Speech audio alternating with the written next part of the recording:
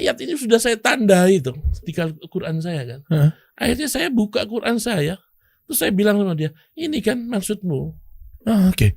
Terus dia lihat Quran saya, kan di sebelahnya ada terjemahan bahasa Indonesia. Terus dia bilang, ini bahasamu toh, ini bahasamu kan gitu ya. Oke. Saya bilang, iya ini bahasa saya. Terus dia bilang, alasan apa lagi kamu tuh tidak mengerti? Kita kasih solusi. Pak Chandra, founder X Bank Indonesia, akhirnya saya berhasil mendatangkan nih. Alhamdulillah. Alhamdulillah. Banyak yang minta loh, Pak. Oh gitu ya. Banyak kawan-kawan kita masih tersesat di bank. Wah, rame nih bahasa seru nih. Waduh, ini komunitas pegawai lembaga ribawi. Artinya nggak bank doang ya? Enggak, jadi semua lembaga ribawi. Oke. Ya. Cabut. Terus sebenarnya gini mau saya bahas adalah ini fungsinya apa komunitasnya? Apakah nanti ujung-ujungnya bisa membantu mereka juga kah? Atau memang hahaha aja? Atau memang sharing-sharing aja? Apa segala macam sih sebenarnya? Banyak muncul pertanyaan di kepala saya. Satu itu, ya kan. Terus yang keduanya, ya lu ngajak gua cabut, suruh cabut, lu mau tanggung jawab nggak besok anak istri makan apa? Apakah ada penyuluhan juga dari X Bank? Ya. Macam-macam lah. Ya. Sama akhirnya juga saya mau cerita sebenarnya tujuan mereka tuh kok masih banyak yang gagal ya Pak ya. Muncul pertanyaan ke saya gini, Bang, katanya meninggalkan dari bank, cabut, gue bisa sukses nih. Hidup gue melarat nih sekarang nih. Taunya disalahinnya, aduh gimana ya? Nggak tahu, gue ngeliat postingannya dari X Bank Indonesia. Katanya dia nyuruh kita cabut. Iya. Giliran sekarang gue melarat, sengsara. Kenapa tuh? Salahnya di mana nih? Apakah salah yang posting dari X Banknya? Jadi ada pengalaman gini. Ada istrinya X Bank, japri saya. Oh oke. Marah-marah. Bilang apa? Pak Chandra tahu nggak? Sekarang hidup kami jadi susah. Astagfirullah. Ketawa lagi. Astagfirullah. Gara-gara suami saya tuh hijrah. Terus saya tanya, lah kenapa hijrah? Ya gara-gara X Bank. Wah. Jadi saya bilang, ya niatnya aja salah. Hijrah kok gara-gara X Bank, saya bilang. Wah, kebantah nih, mantap. Iya, langsung kebantah. Agak susah saya bilang. Niatnya aja salah. Oke. Ya hijrah gara-gara X Bank. Hijrah tuh karena Allah. Ini poinnya. Bukan karena X Bank, gitu kan. Tapi kan pasti banyak disalahin orang kan Pak ya. Lah iya, karena kan tadi. Nah makanya ini kan tadi banyak sekali pertanyaan gitu ya. Nanti jawabnya satu persatu maksud saya. Saya banyak numpuk pertanyaan aja, pelan-pelan aja biar orang tahu apa sih pembahasan yang mau dibahas di sini ya. Sama akhirnya saya juga penasarannya gini, nanti mungkin bisa dijauh di belakang loh Pak. Dengan ada seperti ini banyak diserang sama instansi bank-bank BUMN atau apa sih dengan adanya. Ini gede loh 583. Ini 1,5 juta loh Pak. Anda mengelabui, kasar banget kayaknya. 1,5 juta loh. Follower saya yang jauh banget dari ini loh. Saya pribadi 100 ribuan, gak nyampe segini. Itu nyampe pasti kan? Nyampe, jujur nyampe kan ke dirut bank A, B, C, D, E. Nyampe dong. Ya kalau nyampe alhamdulillah. Berarti kan justru itu tujuannya. Kan tugas kami itu kan cuma menyampaikan toh. Oke. Gitu toh. Oke. Berhasil atau tidak kan bukan urusan kami gitu loh. Iya enggak? Iya. Itu ya tergantung Allah nanti berkehendak seperti apa. Oke. Jadi ya tugasnya menyampaikan, ya disampaikan saja. Yang larang ngeriba itu kan bukan X Bank. Yang larang riba kan Allah gitu loh. Kami cuma menyampaikan. Rasulullah aja juga cuma menyampaikan kata Allah. Jadi jangan sedih kalau ada yang nggak terpengaruh gitu. Lakukan aja tugasnya. Bank syariah ada nggak sih Pak di Indonesia? Iya. Yang betul-betul syariah. Bocorannya katanya malah justru anggota di sini yang paling banyaknya dari bank syariah. Kalau dari bank syariah anggota X Bank itu 11%. 11%-nya? Iya, jadi kalau sekarang ada 25 ribuan orang, 11%, 10% aja 2.500-an ya. Berarti ya lebih dari itu sedikit lah. Itu dari bank syariah gitu. Berarti bank syariah? Ya, kalau saya sih tanya sama mereka ya, kalau saya tanya, loh kamu kenapa? Kok keluar kan kamu udah di bank syariah gitu ya. Oke. Ini saya tanya sama mereka ya. Oke. Sebagian besar jawabnya, wah sama aja Pak. Oke, nanti kita bahas. Ya. Pak Chandra kita bahas dari awal. Ya. Ini kisahnya Pak Chandra luar biasa loh ya. Kita harus apa ya? Aduh, insya Allah menginspirasi. Tadi saya tipis-tipis sih udah ngobrol sambil makan sebelum kita syuting ya. Cari bocoran. Cari bocoran, cari bahan. Ya. Tahun berapa Pak cabut dari bank dan waktu itu posisinya apa Pak? Saya cabut dari bank di tahun 2013. Oke. Ya, saya bekerja di bank swasta, ya, bank swasta nasional. Yang warna apa Pak? Kan bapak kan nyebutin namanya. Ya udahlah, nggak penting juga kan, gitu. Nggak penting juga, nggak ada yang bisa dibanggakan juga kan. Iya betul. Dengan itu, gitu. Oke. Nggak usah disebutkan saja. Jadi 2 bank itu, ya posisinya waktu itu sudah sangat lumayan mencukupi lah ya. Oke. Buat saya dan keluarga secara jabatan. 2 digit ya dapat ya. Paling tidak COP udah kelas-kelas yang udah ya kelas-kelas lumayan tinggi lah gitu ya COP-nya gitu kan. Oke. Ya itu waktu itu posisi saya. Oke, itu 2013. 2013. Oke, dan lucunya ada hubungan sama jargon ya, yang ada di bio-nya ex Bank Indonesia ini, yang komunitas pegawai lembaga ribawi, bank dan lain-lainnya gitu kan. Iya. Jangan gadaikan akhiratmu untuk duniamu. Saya dapat bocoran guys, itu ternyata jargon yang diberikan dari Ibunda tercinta, betul ya? Itu bukan jargon yang diberikan, jadi itu teguran. Oh iya. Kan saya mau sarkas. Jargon biasanya kan. Jadi kejadiannya gitu. Itu waktu itu tahun 2004. Ibu saya itu posisinya sakit ya. Ibu saya sakit dan sudah tidak bisa banyak beraktivitas. Ke kamar mandi pun harus digendong segala macam ya. Jadi beliau itu ya kerjanya di tempat tidur, nonton TV gitu kan. Tahun 2004, saya masuk bank itu kan tahun 93. Jadi ibu saya itu sudah tahu saya kerja di bank. Oke. Tahun 94 ibu saya manggil saya, kamu datang ke rumah.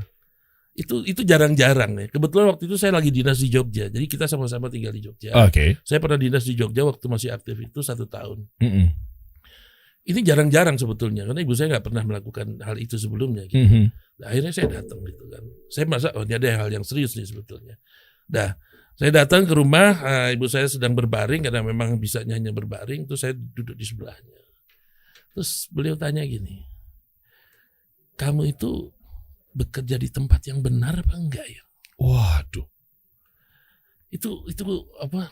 Saya menarik buat saya, kenapa kok tiba-tiba beliau ini nanya ini gitu ya. Terus salahnya di mana kalau muncul itu ternyata pertanyaannya yang ternyata gini. Kan tadi ini beliau kok tiba-tiba nanya ini, padahal udah lama dia tahu saya kerja di bank kan gitu ya. Dan masuk di bank juga pasti kan restu dari ibu juga kan awalnya. Iya. Siapa yang nggak pengen orang tua anaknya kerja di bank? Bener. Iya kan? Jadi ternyata saya telusuri kenapa kok tiba-tiba pertanyaan ini muncul dari ibu saya, karena ternyata tahun 2004 itu keluarlah fatwa Majelis Ulama mengenai ribanya bunga bank. Oh, oke. Mungkin beliau sedang nonton TV dengar itu. Oke. Ya, baru akhirnya beliau memanggil saya dan keluarlah pertanyaan itu. MUI langsung yang mengeluarkan fatwa. Iya, jadi mungkin ini udah ada fatwanya gitu mungkin ya. Oke.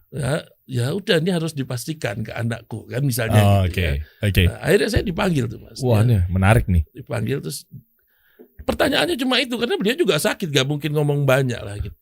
Tapi saya menjelaskannya dengan sangat banyak. Karena saya tahu arah pertanyaan ini akan kemana. Oke, ini menarik Pak. Artinya orang-orang yang ada di bank ketika sudah ada fatwa yang muncul, temannya mengingatkan, kajian-kajian yang ya banyak banget yang terekspos di sosial media, mereka sebenarnya tahu bahwa saya bekerja di perusahaan ribawi yang ada keharamannya gitu. Ya, saya belum pernah survei, tapi menurut saya kalau angka 80% sih pasti tahu. Oke. Makanya zaman sekarang ya. Iya, makanya ada hubungannya sama yang tadi jawaban dari Pak Chandra nanti kan? Iya. Oke.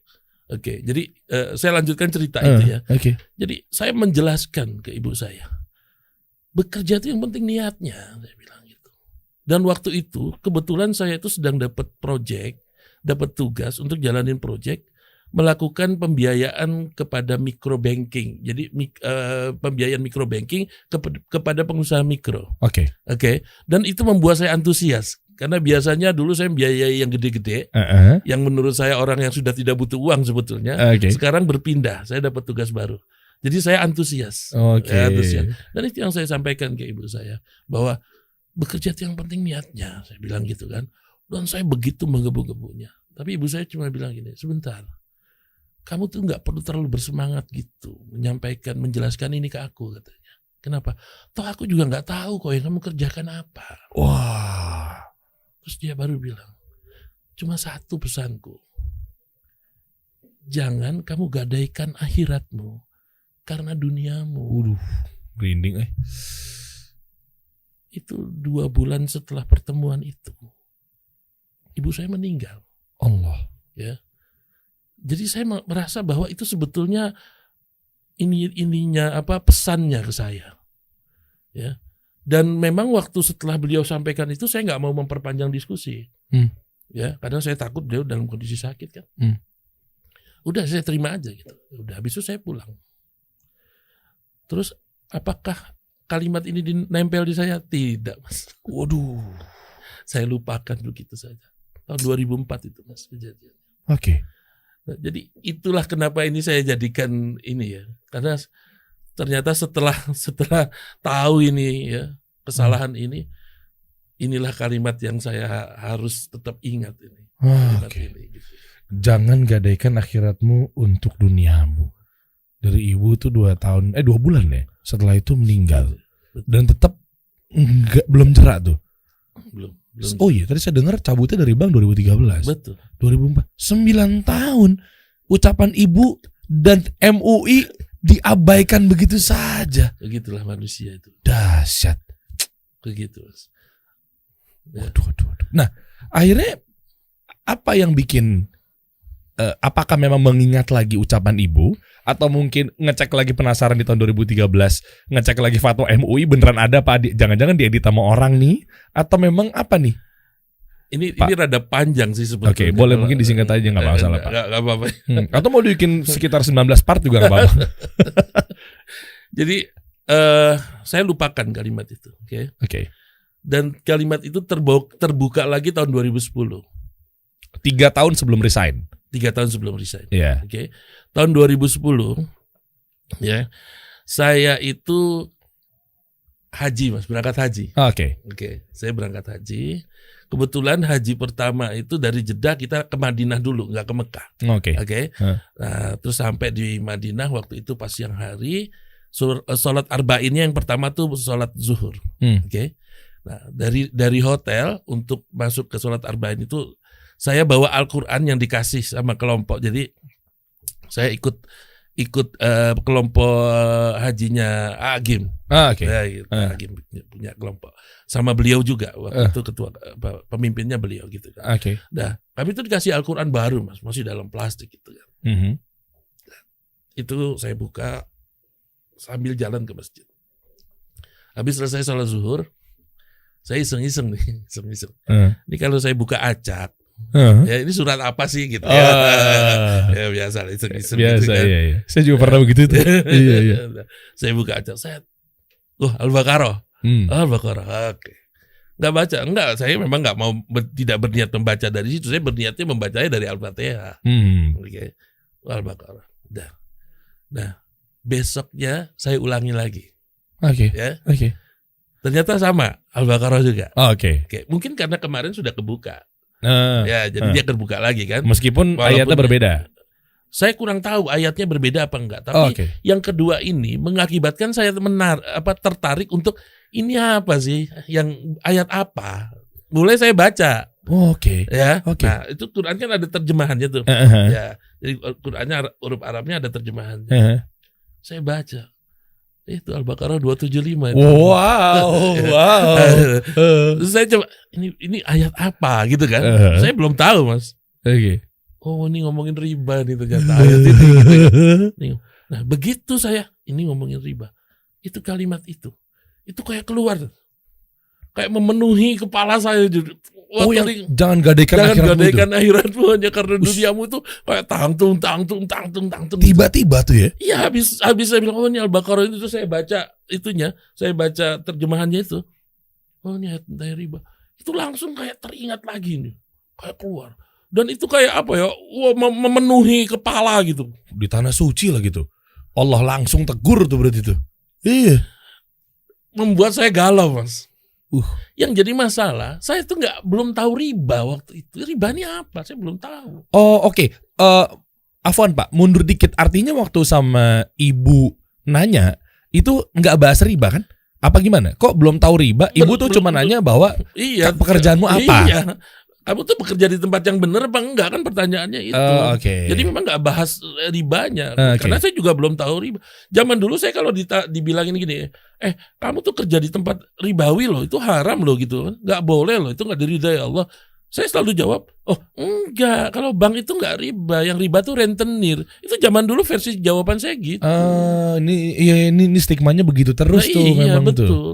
Jadi kalau zaman sekarang ada yang masih menjawab dengan versi ini, saya bilang itu udah kadaluarsa, saya udah pakai lama itu 2004. Cari yang baru lah alasannya.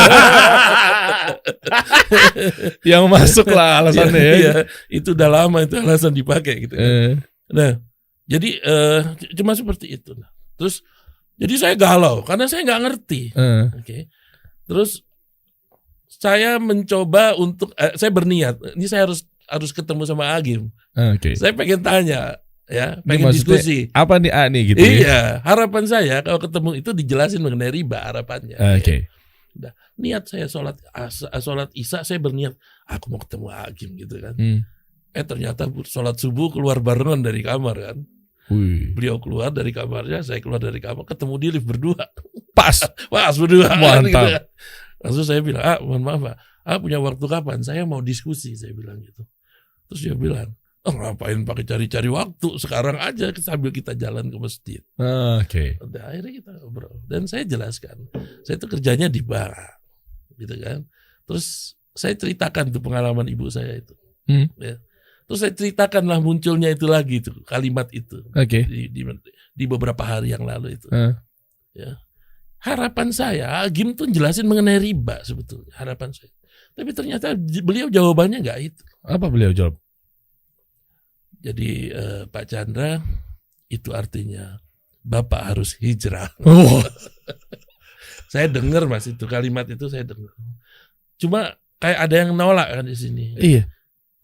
Maksud apa? Hijrah. Cari pekerjaan lain. Itu kan saya tidak siap, tidak nyangka seperti itu. Karena yang saya harapin saya dijelasin mengenai riba tuh. Iya. Tapi ternyata segamblang itu jawaban beliau. Tapi apa? Terusannya begini. Maaf ya Pak Chandra ya. Yang sudah menyampaikan itu ibunya Pak Chandra loh. Bapak nunggu siapa lagi makhluk di dunia ini yang harus ngingetin. Nunggu siapa lagi, itu udah ibu loh kata. Berasa banget ya.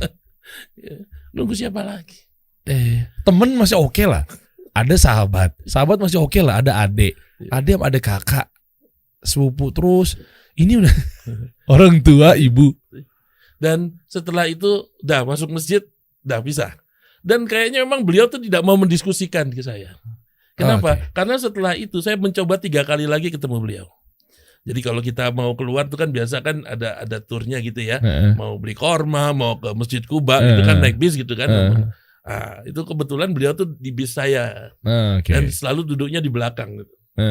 Jadi kalau saya lihat, beliau udah ada di belakang. Terus saya menghampiri. Tapi kalau dari jauh, beliau udah ngeliat saya. Masih yang kemarin, mau tanya yang kemarin. Ya jawabannya sama. Suruh cabut. Jawabannya sama. Dan itu 3 kali. 3 kali ya? 3 kali begitu. Selesai buat saya? Tidak. Buat saya itu tidak selesai. Malah saya semakin gak jelas. 2010 kan? Iya. Artinya 3 tahun. Kalau saya rekap ya, perjalanan dari 2004 sampai ke 2010, sampai ke 2013, 2010-an lah ya. Artinya selama 3 tahun itu berarti total ya, kalau dari 2004 ditotalin tuh, itu udah dari nasihat dari ibu, nasihat dari MUI, nasihat dari Agim. Tetep aja dicuekin deh. Ada lagi nih. Apa? Itu kan galau di Madinah. Galaunya itu gak selesai-selesai kan. Oke. Itu berapa hari saya di sana, aduh gak jelas deh pokoknya. Hari terakhir nih di Madinah. Jadi waktu itu pas sholat maghrib, saya memutuskan untuk tidak pulang ke hotel. Padahal itu pasti jamaah pulang karena mau makan malam. Oke. Ya, orang kan makan malam kan juga ngantri ya. Jadi kebanyakan orang pulang. Jadi Masjid Nabawi itu demikian sepi dan wah itu nyaman banget ya. Luas, sepi, nyaman dingin, gitu ya, kan? dingin gitu kan. Udah. Kenapa saya nggak makan malam? Karena saya mau makan kebab itu. Jadi ada orang jual kebab di pinggir di sebelah hotel. Kok rame gitu kan? Jadi ntar saya makan kebab aja. Saya nggak pulang. Udah. Karena sepi saya tidur berbaring sambil baca Quran saya tadi tuh. Berbaring gitu ya.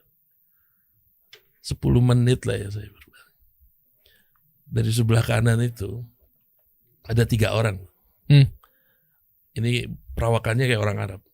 Orang penduduk sana? Saya kurang tahu. Oke. Pokoknya perawakannya kayak orang Arab. Yang 1 orang tua. Yang 2 muda. Jadi bertiga mereka. Yang tua tuh jalan di depan yang muda tuh. Jalan. Saya lagi baring. Yang tua itu mendekat ke saya. Terus dia coel-coel ininya saya. Boleh saya duduk di sebelah kamu katanya. Pakai bahasa Inggris sederhana gitu. Boleh saya duduk sebelah kamu gitu ya. Itu kalau saya mau jahil Mas, saya bisa bilang ini. Mohon maaf ya. Itu sana sepi gitu. Kan luas nih. Kenapa lagi sepi nih? Kenapa lo harus di sini? Ini luas nih. Kan gitu ya. Itu sepi, sana sepi. Kenapa harus dempet-dempetan gitu? Ya, tapi kan saya nggak mungkin lakukan itu. Karena ya haknya dia juga. Saya bilang ya silakan. Saya bilang. Akhirnya beliau bersila di sebelah saya dan saya masih berbaring. Bersila. Yang 2 beliau sini, saya berbaring sini. Yang 2 tuh di sebelah sini nih, ya, mengarah ke beliau gitu. Nah, habis itu beliau buka Quran kecil ke bawah, baca sendiri gitu. 10 menit terus coel-coel lagi. Indonesia dia bilang gitu. Oh yes, I'm Indonesia. Terus dia tanyanya gini. Pertanyaan ini yang menurut saya harusnya dia nanyain nama kayak apa gitu ya. Tapi kayaknya nggak ada basa-basinya nih. Oke. Nanya, kamu kerja di mana saudaraku? Wah. Itu ya waktu dengar kamu kerja di mana saudaraku. Itu dalam kepala saya yang ada apa? Apalagi ini. Dari tahun 2004 kerjaan mulai tanyain nih. Orang lagi galau nggak jelas gitu kan. Tanyain. Kamu kerja di mana saudara? Dan saya bilang, saya bankers. Terus dia diam ini. Sampai dia bilang, kamu bekerja di tempat yang salah saudaraku. Wah. Itu waktu yang Tuhan ngomong itu Mas. Itu yang muda berdiri ke arah saya. Saya itu masih berbaring Mas. Suruh saya duduk. Ya memang kurang ajar ini ada orang tua kok ngomong di sini kan. Saya berbaring. Udah akhirnya saya duduk di sebelahnya sama, jadi bersandingan gitu ya sama yang tua. Terus dia lanjutkan lagi. Untuk apa kamu jauh-jauh datang dari Indonesia ke sini? Dia bilang. Saya yakin kamu datang ke sini karena kamu percaya sama Allah. Tapi saya heran sama kamu. Kamu percaya sama Allah, tapi kamu tidak percaya sama kalimat Allah. Wah. Itu Quran yang kecilnya dia buka. Al-Baqarah 275 tuh. Wow. Dan dia coba menjelaskan ke saya itu. Oke. Pakai bahasa Inggris itu. Ini kan ayat ini sudah saya tandai itu di Quran saya kan.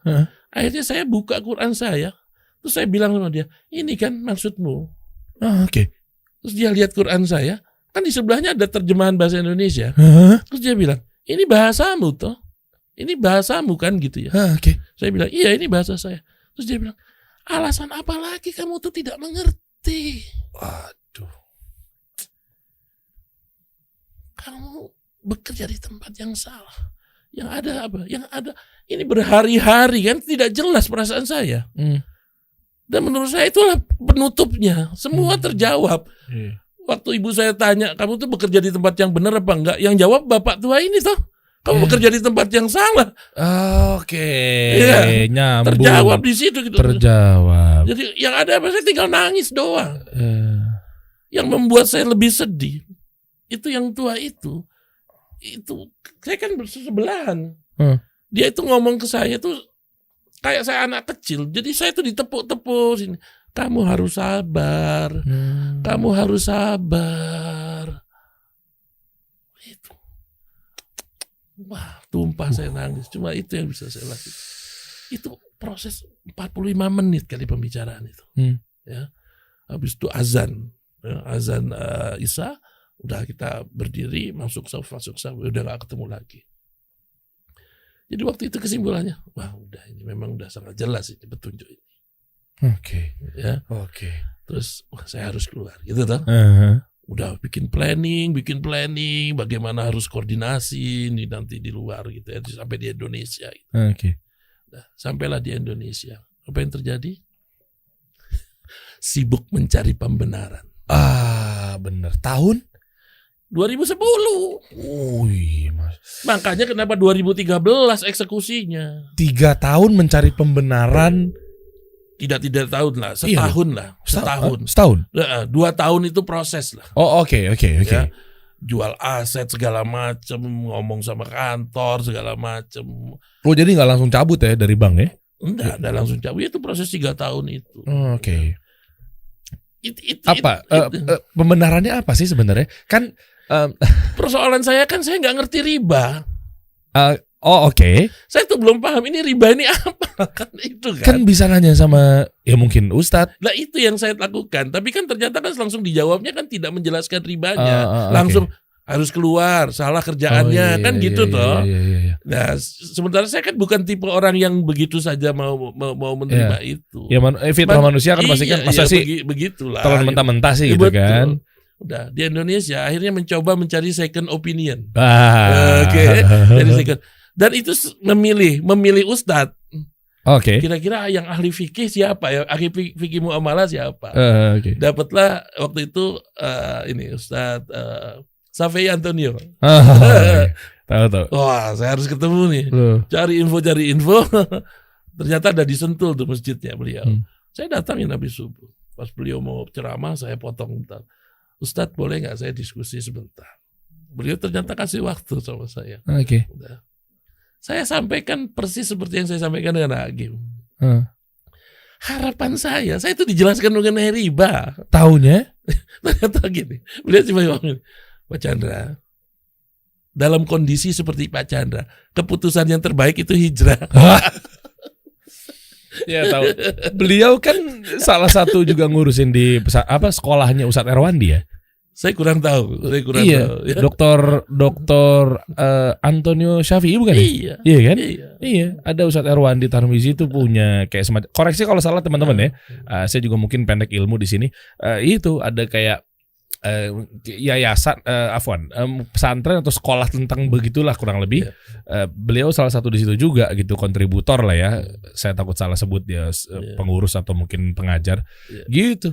Itu terkait muamalah kan? Nah itu kan harapan saya kan dijelasin mengenai riba kan, tapi ternyata kan jawabannya juga langsung aja gitu kan. Alasannya mungkin apa Pak? Kalau menurut Pak Chandra, apakah memang halusnya begitu, takutnya khawatir tentang langsung dibawa ke ranah hukum? Kan biasanya manusia kan kalau ketemu dalil langsung nolak tuh. Saya kurang tahu. Apakah mungkin waktu itu juga waktu beliau nggak panjang ya, karena beliau mau langsung ceramah kan. Saya kan motong di jalan. Kalau jelasin riba mungkin perlu waktu panjang gitu kan. Ya nggak bisa hanya sesaat, nanti malah nggak jelas lagi gitu kan. Ya, apakah itu gitu kan. Jadi sekarang yang Pak Chandra harus lakukan adalah mempersiapkan diri dan keluarga. Maaf Pak Chandra, saya harus naik mimbar. Ya, akhirnya beliau naik mimbar.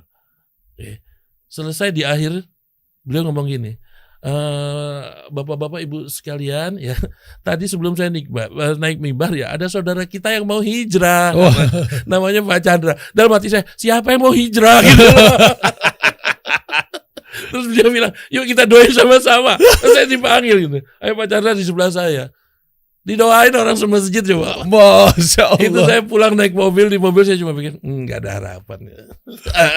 Harus keluar. Segala penjuru loh. Sampai orang jamaah di masjid doain. Wah, Masya Allah. Itu gini Pak, kalau saya tangkap tuh Allah tuh cinta loh sama Pak Chandra loh. Banyak orang yang ngalamin fase-fase kayak begini, itu banyak faktornya yang mungkin nggak disampaikan, tahu-tahu ya kita nggak tahu ya, qadarullah walaupun ya meninggal tiba-tiba. Ada yang tahu-tahu sakit, tahu-tahu mungkin apa gitu. Ini selama dari 2004 ke 2010-an lah, anggaplah 6 tahun 7 tahunan. Itu Allah masih jaga dan kasih dari segala arah penjuru sampai akhirnya kalau nggak melakukan atau eksekusi kan mungkin Allah berpikir, kalau bahasa Allahnya ya, kalau saya kan bahasa sopannya Pak Chandra, bahasa Allah, Chan, lo nyari apa lagi sih? Iya loh, banyak orang yang tiba-tiba kecelakaan loh Pak dengan kasus. Iya, saya sadar itu. Iya kan? Sekarang saya bersyukur dengan kondisi itu. Itu ya saya ngebayangin ya. Kalau misalnya Ustadz Antonio itu ngomong, Pak Chandra, lakukan secara bertahap dulu deh, ya, pindah dulu ke bank syariah. Itu saya pegang itu. Kalau waktu itu beliau ngomongin itu, saya pegang Mas. Nggak bakal ke Jogja saya Mas. Oke. Gitu tuh. Iya. Syubhatnya gitu maksudnya kan? Iya kan?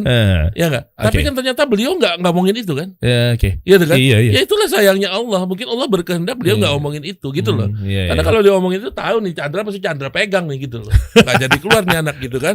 Iya nggak? Ya, itu saya bilang saya setuju, itu kita harus syukuri. Gitu. Alhamdulillah. Masya Allah. Oke. Sampai akhirnya gimana tuh proses untuk keluarnya? Ya. Kalau proses keluarnya ya pasti ribet kan? Ya berliku-liku ya, tapi itu terlalu panjang kalau untuk diceritakan. Oke. Nah, sekarang yang terpenting adalah setelah keluar nih, Mas. Nah, ini boleh nih kita langsung bahas ya, nih. Yang penting setelah keluar ya. Iya. Karena gini, ada yang ngomong saya tuh jarang mau cerita proses yang tadi. Saya takutnya teman-teman yang mau hijrah tuh jadi bikin pola gitu loh. Bukannya baik? Begini, takutnya begini. Oh, kalau Pak Chandra mah udah pantas harus keluar. Kenapa? Ya udah sampai segitu petunjuknya. Nah, kalau saya kan belum. Nah, ini yang saya takut gitu loh. Bukan, maksud saya lebih kepada tips and trick sebelum dia keluar, apa yang dia persiapkan. Itu maksudnya. Ya, yang ini aja ya. Yang tadi setuju sih, yang tadi setuju. Jadi ini buat nutup yang tadi. Saya cuma bilang begini, teman-teman sekalian, ya. Cara Allah memberi petunjuk itu bermacam-macam.